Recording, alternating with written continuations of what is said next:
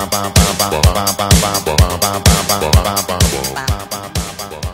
there and welcome to the second edition of our Road to Cheltenham programme, our weekly look ahead to the best 4 days of the sporting calendar.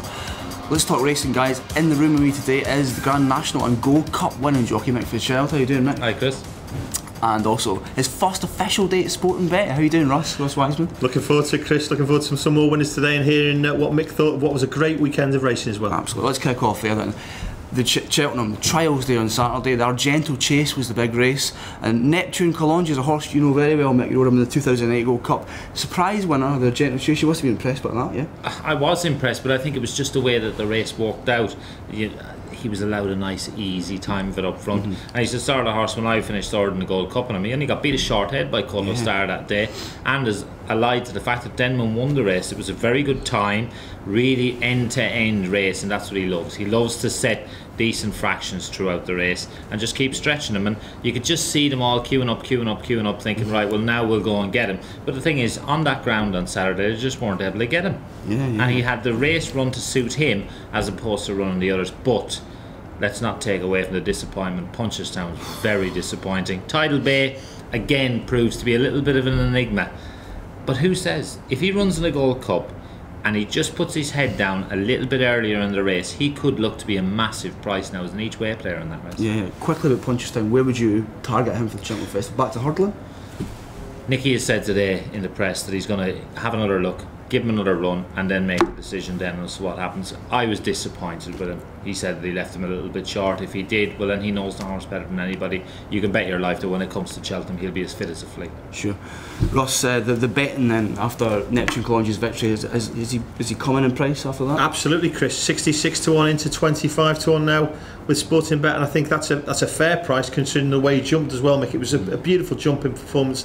It reminds us of the old one-man days, wasn't it, in those colours, well, the Hales colours. So a great performance. Punchestown, as Mick already alluded to, 14 to 1 out to 33 to 1. Disappointing generally, we've got to say that. But at the top of the market, we've still got the old favourite Imperial Commander, 7 to 2, 6 to 1 long run, and then the two old favourites, Denman and Corto Star. So plenty to look at and assess, but big mover there, Neptune Colonge, 66 into 25. Nice one. Let's talk about the World Hurdle then. Big Bucks has dominated this division for the last couple of years, but on Saturday a new challenger arrived. Grand Cru, massively impressive winner at the Cleve Hurdle. What do you think of that, Mick? Well, I'd like to be able to rewind the clock back to the 14th of November 2010. He ran in a handicap at Cheltenham off a mark of 126. 126. His rating on Saturday was 158. It just goes to show you he was 32 pounds well in.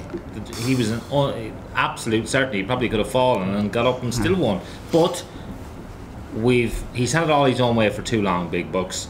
Unbeaten over hurdles. He's got to get beaten sometime, and a lot of people are thinking it's by Grand Cru. He's progressive. The way he travels in his races, the faster they go, the better it'll suit him. But he took on a lot of horses that are nearly horses on Saturday, so let's not get too carried away about it. Big Bucks is still the reigning champion. He's still the one they've got to beat, and I think that if you fancy Big Bucks, you'll get a decent price about him. Yeah.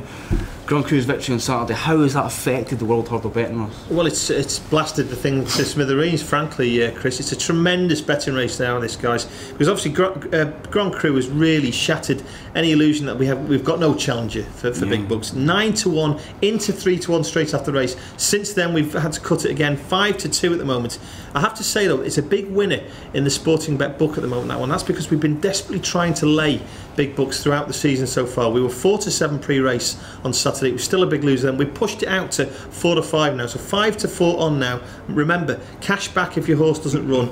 It does make Big Bucks a very enticing proposition, doesn't it, Mick? For me though, if, like as Chris has said, if you fancy Punchestown's going back over hurdles, which might happen if he disappoints over fences again, if you back him now with sportingbet.com, you get your money back if he's a non-runner and he runs in a Gold Cup. So that's something to take into account.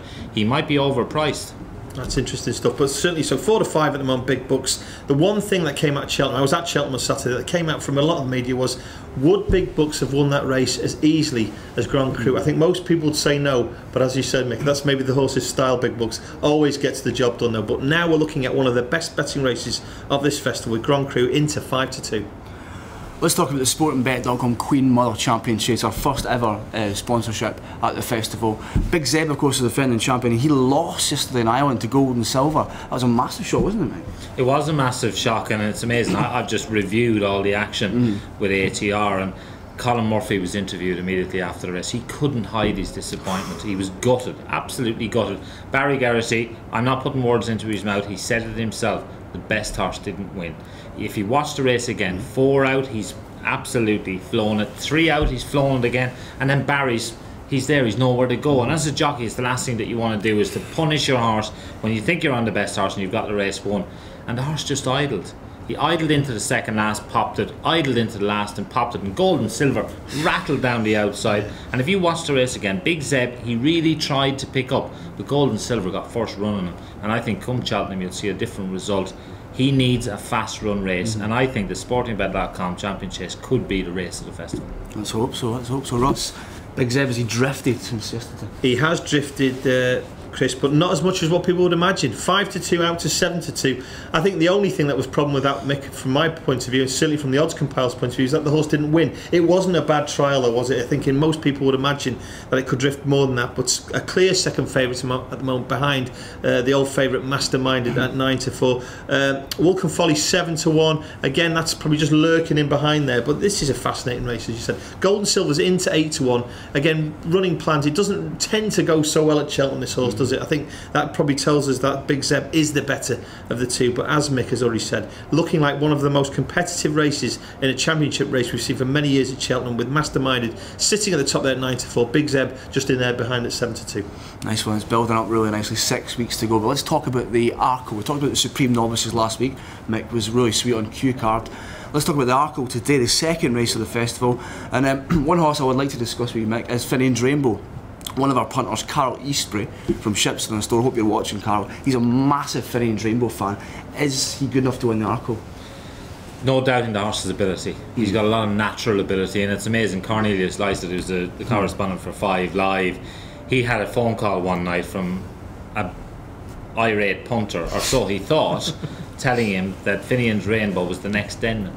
It wasn't an irate punter, it was none other than Adrian Maguire. Really? Of course, who trained Finian's Rainbow and trained Denman. And he says this is the next Denman. Nicky Henderson loves this horse. He's a little bit fragile in that he's quite fractious, he likes to get on with it, so you nearly always see him adopting a front running role, which is a little bit of a concern in a race like the Arkle. We've often seen horses get taken on there by some of the outsiders and they run their race before the race really gets going. So that would be the only concern with him, but as far as ability goes, he's right up there. Would he be your selection for the Arkle or anything else?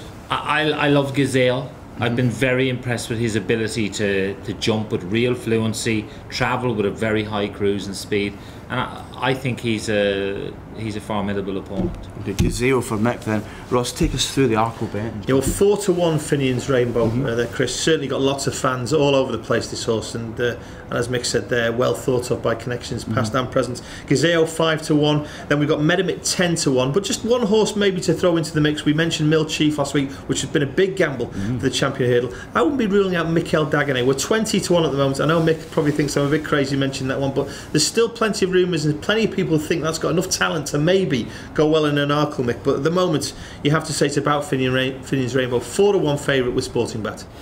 Okay, so that was the Arkle bet, and Big Mick, you've got something like a national that you fancy. Tell us, please, who it is. Well, what horse that was scheduled to run on Saturday at Doncaster in the Great Yorkshire Chase, Calgary Bay of Henrietta Knights, switched to Cheltenham, finished a very good second there. I think he's been crying out for the national fences.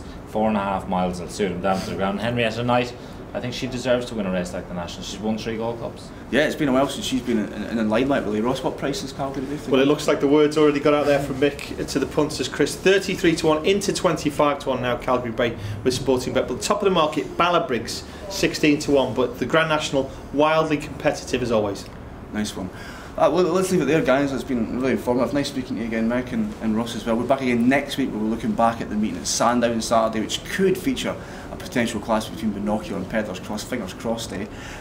Let's leave it there. We're back again next week. We'll talk about that and everything else. So, see you then.